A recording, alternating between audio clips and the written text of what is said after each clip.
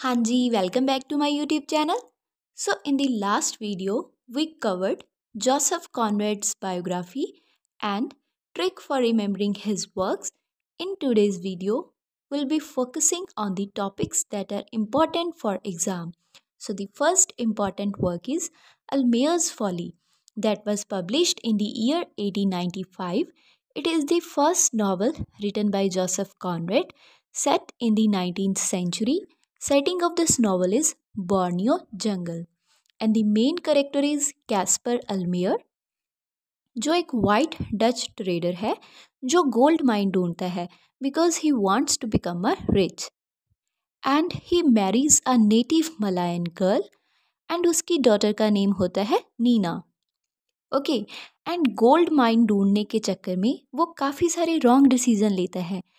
उसकी सबसे बड़ी गलती ये थी कि उसने एक बड़ा हाउस बनाना शुरू किया था to welcome the British, but British वहाँ पर आए ही नहीं. सो उसका घर अनफिनिश्ड रह गया एंड इसी रीज़न से आते जाते डच सीमैन उसको अल्मेयर्स फॉली कहकर पुकारने लगे. So here the title Almayer's Folly is a big house Almayers built in a Borneo jungle, and it represents the Almayers' mistakes and foolish dreams. So this point is very important. And another character we have is Dane Marula, Malay prince. So Dane Marula, a prince, come to meet him and falls in love with their daughter Nina. Dane Marula name का एक Prince Caspar को मिलने आता है and fall for his daughter Nina. And Dain Maroola Almayer से कहता है that he will help him to search gold mine. And one thing we just have to remember is that जो Mrs Almayer होती है he want Nina and Dain Maroola to get marry so that Nina native रहे. Okay, because she don't like the white people. So Dain leaves with the promise to help Almayer but go straight to Malayan raja Lakamba. Lakamba, Almayer, and Dane Marula. All three are gold mine seeker. This point is also very important. So जो Dane होता है वो अल्मेयर and Dutch लोगों पर attack कर देता है because उसे लकम्बा किंग ने ऑर्डर दिया था. बट डेन की बोट पलट जाती है एंड डेन का एक स्लेव मर जाता है. डेन के स्लेव के मरने के बाद मिसिस अल्मेयर डेन को सजेस्ट करती है कि वो अपना रिस्ट बैंड मरे हुए स्लेव के हाथ में बांध दे जिससे डच लोगों एंड अल्मेयर को लगेगा कि डेन मर चुका है एंड इससे वो उसे सर्च नहीं करेंगे. डेन ऐसा ही करता है एंड नेक्स्ट डे सभी को ऐसा लगता है कि डेन मर चुका है एंड अल्मेयर सैड हो जाता है बिकॉज डेन ही एक ऐसा था who can help him to find gold mine. Mrs Almayer Dain and Nina को वहाँ से भागने में हेल्प करती है and they both run. But Almayer की एक स्लेव गर्ल होती है वो नीना एंड डेन का हाइडिंग प्लेस अल्मेयर को बता देती है. अल्मेयर वहाँ जाता है एंड गुस्से में सारा फर्नीचर तोड़ देता है बिकॉज नीना वापस आने के लिए मना कर देती है. एंड इतनी देर में अल्मेयर की स्लेव गर्ल डच लोगों को भी इन्फॉर्म कर देती है about the hiding place. Dutch वहाँ पर पहुँचते हैं. अल्मेयर नीना एंड डेन मरूला को बचने में हेल्प तो करता है बट नीना को कभी भी माफ़ करने के लिए मना कर देता है. आफ्टर दैट वो वहाँ का सारा फर्नीचर जला देता है एंड देन वो उस घर में रहने लगता है जो इनकम्प्लीट था जिसे अल्मेयर्स फॉली भी कहते हैं. Okay, so this is all about the Almayer's Folly novel. I hope you understand. Okay, हाँ जी. So next important work is the Nigger of the Narcissus, published in the year 1897, and subtitle of this novella is A Tale of the Sea or A Tale of the Forecastle, and the main character is James Wade, who was sailing from Bombay to London and he was ill with tuberculosis, and he is also the nigger of the title, and Narcissus is the name of the ship. So all these points are very important. And इस novel की story ये है कि James wait जो एक West Indian black seller है and जो Narcissus ship पर सवार है एंड ये शिप बॉम्बे से लंदन जा रहा है एंड जेम्स टीबी नाम की बीमारी से बहुत ज़्यादा बीमार हो जाता है। एक तूफान में 5 क्रू मेंबर्स अपनी जान खतरे में डालकर उसे उसके कमरे से बाहर निकालते हैं, लेकिन कुछ क्रू ये सोचते हैं कि जेम्स बीमारी का बहाना बना रहा है, स्पेशली डॉनकिन कैरेक्टर। ओके, एंड इस वजह से झगड़ा हो जाता है। जहाज को सही हवा नहीं मिलती और कुछ क्रू मेंबर्स जेम्स को इसके लिए दोषी मानते हैं। जेम्स को जहाज के एक हिस्से में रखा जाता है और उसकी हालत और ख़राब हो जाती है। आखिरकार जेम्स की मौत हो जाती है एंड फिर तेज हवाओं की वजह से जहाज इंग्लैंड पहुंच जाता है। Okay, so this is all about the story of the Nigger of the Narcissus and here are some of the characters like Captain Allistoun, Donkin, who was troublemaking and resentful sailor who stirs conflict and displays hostility towards other, particularly James Wade. Singleton, older seasoned sailor, and James Wade is accused of idleness, which is a racist stereotype discussed by J.M. Corgi in the essay Idleness in South Africa. Hanji, so next is the masterpiece work of Joseph Conrad, Heart of Darkness, the work that is inspired by Conrad's own journey to Belgian Congo in 1890. The work is published serially in Blackwood magazine in 1899 and in the book form in the year 1902. This work is regarded as the critique of European colonial rule in Africa. Okay, and the setting of this novella is Congo, and the boat named is Nelly. Okay, this point is very important कि Heart of Darkness में boat का name क्या था? Nelly.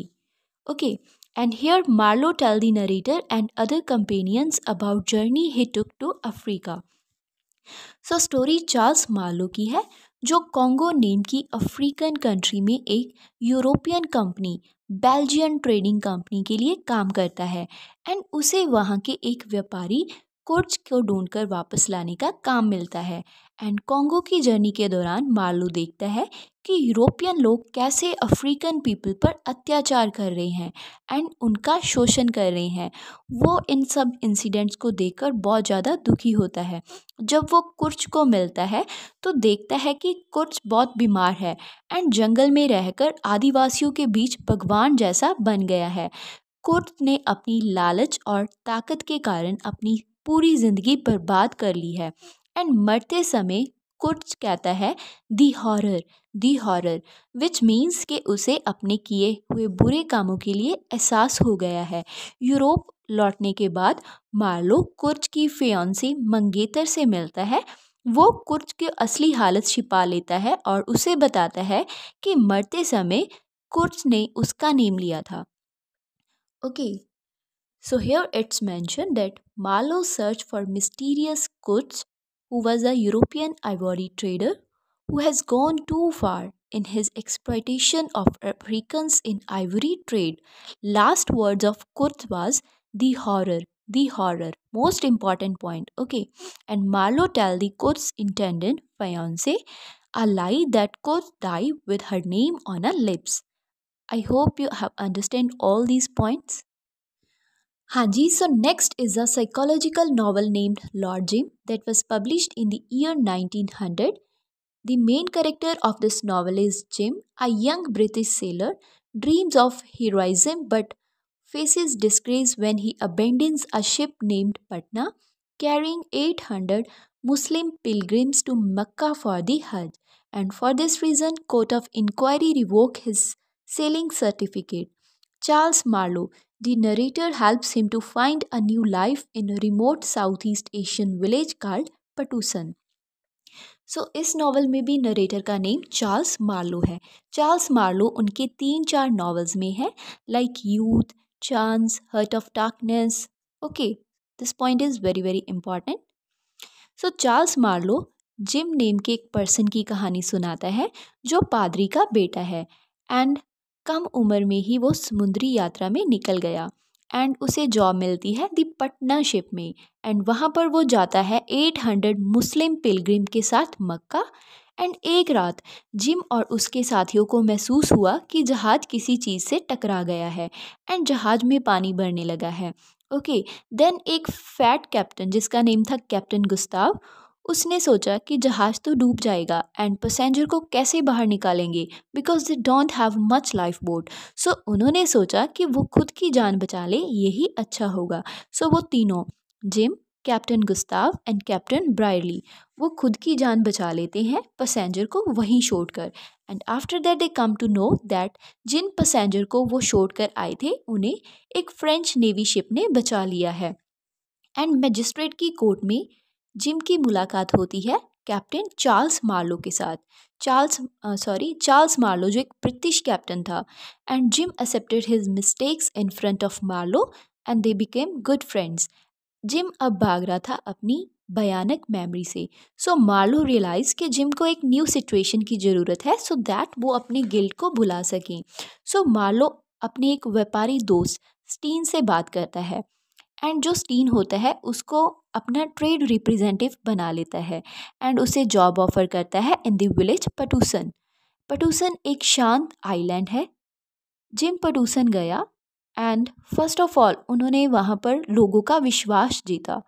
Okay, and वहाँ पर एक old person था जिसका नेम था डोरामिन, उसके साथ लिंक क्रिएट किए। डोरामिन के बेटे डेन वारिस से उसने अच्छी दोस्ती की ली। ओके, जिम काफ़ी पॉपुलर हो गया एंड लोग उसे लॉर्ड जिम बुलाने लगे। एंड वहाँ पर ही falls in love with girl named Jewel, and Jewel को उसके स्टेप फादर के अत्याचार से भी बचाता है। स्टेप फादर का नेम होता है कॉर्नीलियस। कॉर्नीलियस एक लेजी, जेलस एंड क्रियोल आदमी था जो जिवेल पर बहुत ज़्यादा अत्याचार करता था। ओके, एंड एक दिन कैप्टन ब्राउन नाम का एक लुटेरा आता है पटूसन में। डेन वारिस ने इन लुटेरों को रोकने की कोशिश की। देन जिम का सामना हुआ कैप्टन ब्राउन से। कैप्टन ब्राउन बैंकॉक से था and he knew the Jim's past. So Jim ने कैप्टन ब्राउन को चुपचाप वहां से निकलने के लिए कहा। कैप्टन ब्राउन ने कॉर्नीलियस के कहने पर डेन वारिस को मार दिया। जिम ने उसके मर्डर का ब्लेम अपने आप पर ले लिया एंड डोरामिन जो डेन वारिस का फादर था, गुस्से में उसने जिम को मार दिया बंदूक की गोली से। So this is all about the novel Lord Jim. I hope you understand. हाँ जी, so other important work is Nostromo, published in the year 1904, and the subtitle of this novel is A Tale of Seaboard. It is Conrad's ambitious political novel set in South American country of Costaguana, and more specifically in that country's occidental province and its port city of Sulaco. So Costaguana एक fictional town है. Okay, important point of this novel. And some of the main characters are Nostromo जो एक Italian sailor है known for his reliability and leadership, Charles Gould who owns the silver mine in Sulaco named San Tom Silver Mine, General Montero, an early supporter of Ribeira government and now he is against Ribeira, Don Vincente Ribeira, president of Costaguana, Martin DeCount, a young journalist who wrote against the General Montero and now he has danger from General Montero. Okay, so these are some of the main characters. So this story take place in like बनावटी देश कोस्ताग्वाना। यहाँ हमेशा राजनीतिक संकट and लड़ाई होती रहती है एंड देयर सुलाको नेम की एक पोर्ट सिटी है। यहाँ पर सैन तोम चांदी की खान बहुत ज़्यादा महत्वपूर्ण है। नॉस्ट्रोमो एक loyal and Bahadur Italian sailor है जिस पर अमीर लोग बहुत ज़्यादा भरोसा करते हैं, स्पेशली चार्ल्स गोल्ड जो उस खान का मालिक है। वे नॉस्ट्रोमो को एक खास रिस्पॉन्सिबिलिटी देता है क्रांति के समय खान की चांदी को सेफ प्लेस पर ले जाने की, लेकिन हालात ऐसे बनते हैं कि नॉस्ट्रोमो चांदी को छिपा लेता है। Okay, here I have mention that when revolution breaks out in Costaguana, Charles Gold entrusts his silver with Nostromo. Nostromo moves the silver from Sulaco, feels exploited, and decide to use silver for himself. And in attempting to recover the silver, he is shot and killed. So this is all about the novel Nostromo. I hope you have understand. And ਜੇਕਰ ਮੇਰੇ ਕੋਲ ਕੋਈ ਗਲਤੀ ਹੋ ਗਈ ਹੋਵੇ then please ਮੈਨੂੰ ਮਾਫ ਕਰਿਓ and thanks for watching my video.